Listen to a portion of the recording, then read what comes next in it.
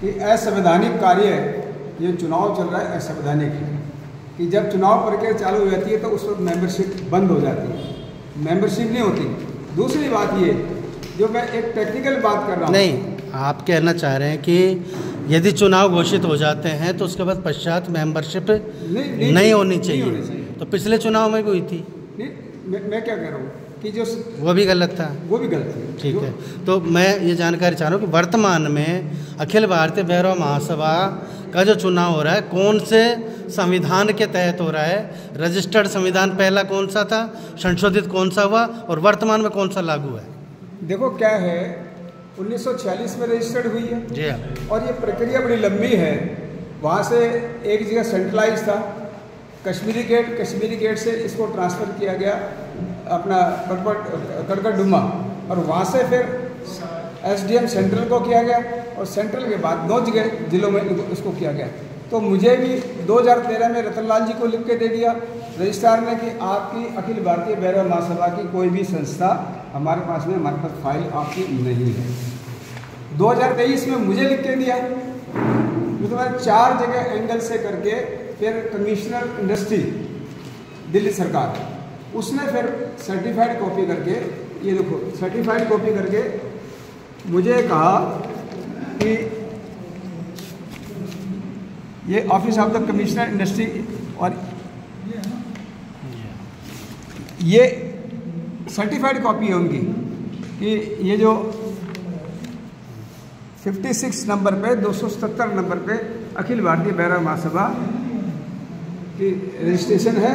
और ये कॉपी नहीं, जो आप सुनो, ये इसका कारण क्या है, मेरा भाव ये है कि ये नहीं, आपने पूरा ये जो दस्तावेज मिला आपने पढ़ लिया। हाँ, पढ़ लिया। हम अभी नहीं पढ़ सकते, आप तो पढ़े हुए का आधार बताइए कि आज संविधान 27 मई 2022 का ये संशोधित संविधान जिसमें हरिनारायण जी के सहन है, जिसमें मतलब कि कैशियर के सहन है, और इन्होंने मतलब कि वहाँ पर जमा कराया और ये मुझे उन्होंने सर्टिफिकेट। नहीं, तो आपके अनुसार 2022 का संविधान लागू है।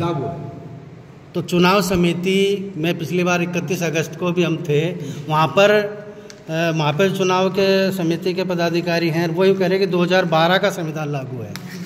मैं कह रहा हूँ कि आप कोई चीज़ पहले तय होती है, उसमें अगर संशोधन होकर वो लग जाए तो बाद में फिर वो वैलिड होती है ना, वो वैलिड होती है।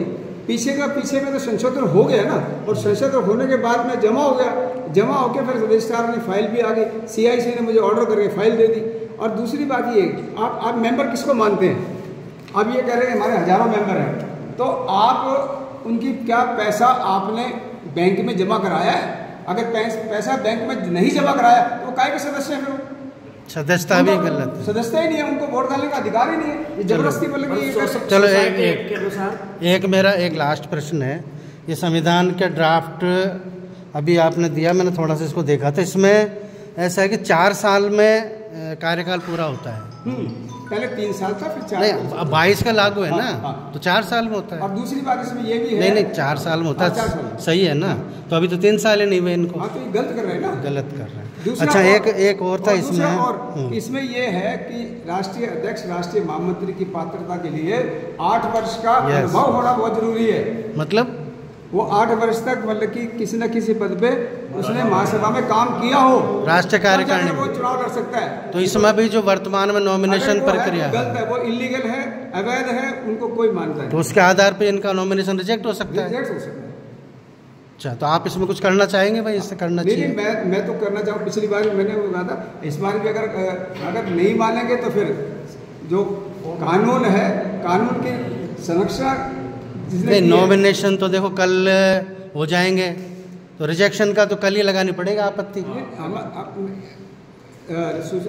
रजिस्ट्रार को लगा दिया है, लेकिन हमारा कहना क्या है कि अगर मान लो ये दीघा बस्ती से चुनाव कर भी देते हैं तो हम उनको मानता नहीं देंगे ना, हम उनका बैंक में अकाउंट ओपन होने देंगे ना, कुछ होने देंगे। चलो ठीक है, धन्यवाद।